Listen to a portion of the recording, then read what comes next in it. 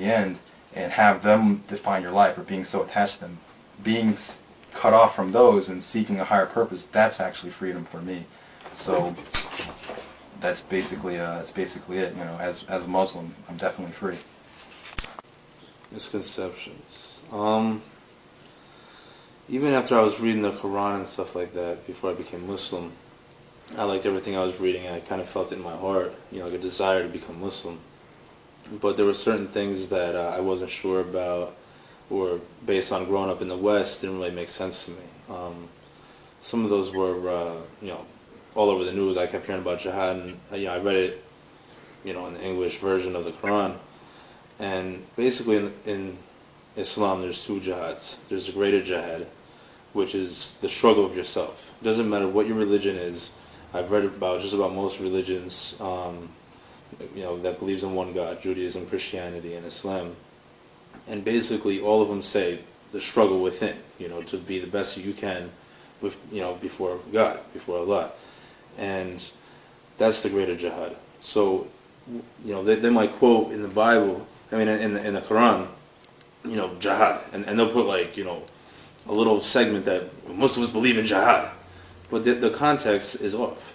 If you read the whole thing, it'll tell you all the jihad that's mentioned in the Quran is all about that struggle.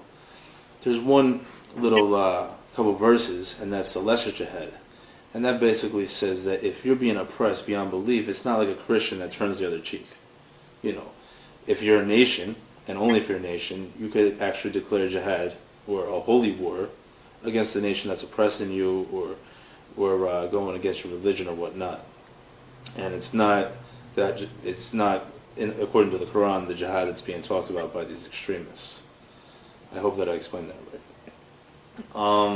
I always wondered about the hijab as well, and I've known, you know, many stories as a non-Muslim, you know, thinking that these women are being oppressed and everything else. And in the Quran, basically it says to keep the woman pure, covered, because if, you know, as a man, if I'm out and I see a girl in like a short skirt or a skimpy top, of course I'm going to be drooling, you know, that's natural, you know, men are animals, you know. And basically it's to keep them pure so they don't feel uncomfortable. And I've talked to girls that wear hijab and stuff like that, and they have no problem with it. And that's in America. That's where I'm born and raised. I've never been outside this country. And they feel fine about it. You know, they're not oppressed. And if anywhere in the world, if they didn't want to wear a hijab, this is the place, America, you know. I also wondered about, you know, in Islam, that sometimes you might hear a story about how Muslims, or it says in the Quran that it's okay to have more than one wife. And that bothered me as well. And actually, according to Islam, you can have up to 4 wives, but it's not really practiced anymore, 1. And 2, the reason was because in the early days of Islam, there wasn't a lot of men.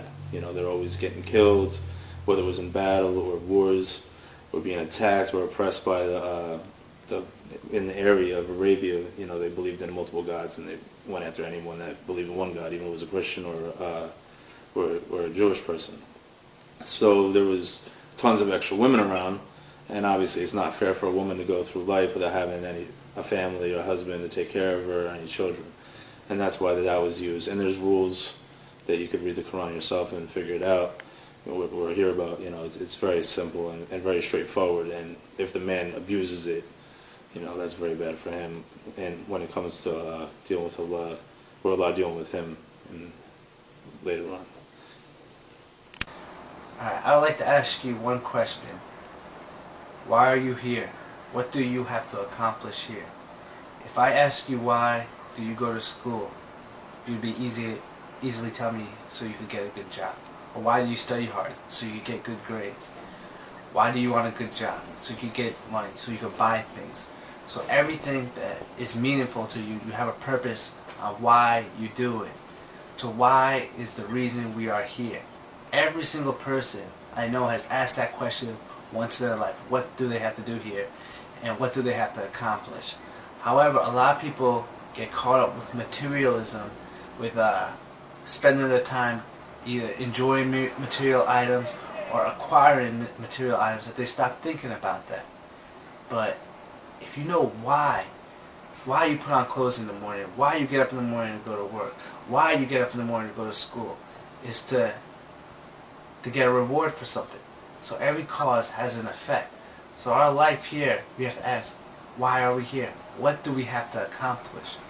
Because it does not make any sense that we're just here to live a good life, maybe raise kids, and then after our kids have a good job, or after they've gone to a good school, have a good job, have a spouse and a child, then you've succeeded in life. Because then most people would have no other purpose in their life after the age of 60 or 70 years old. So all I'm telling you is to research why are you here. And one possible avenue is Islam. Islam tells you that as you are born, as you were created, as you live, you will die. And after you die, you will be judged upon your actions. Since you are being judged upon your actions, you should live a good life. And also you have to acknowledge the one who created you, which is Allah. Allah just means God. So you have to acknowledge the one who created you, and you have to try and live your life as good as you can. The thing is though, everybody has different standards on how to live their life. So we have to have almost like an instruction manual or a divine way of telling us how to live our life. And that's what the Quran is. The Quran is a revelation from God telling us how He expects us to live our life. If not, no two people would know exactly how to live their lives, because it'd be too different. So all Islam teaches you, or the whole purpose of Islam, is to prepare you for the next life. To let you know that you will be judged upon your actions, and that based upon you believing if there's one God, and acknowledging that the Quran, which was revealed to Prophet Muhammad, peace and blessings of Allah be upon him, is a final revelation, teaching us how to have our relationship with fellow man and how our relationship with God. And based upon those things and how you live your life, you'll be judged. And you'll either be rewarded for that judgment, or the way you live your life, or you'll be punished. So, since we spend so much time looking at cars, what we want to get, or what you want to do this weekend, or for spring break, you want to go somewhere, maybe it's worth a little bit of your time. Do a little investigation. Research a little about Islam to see, why are you here? What do I have to accomplish while I'm here? And what do I expect after I leave here?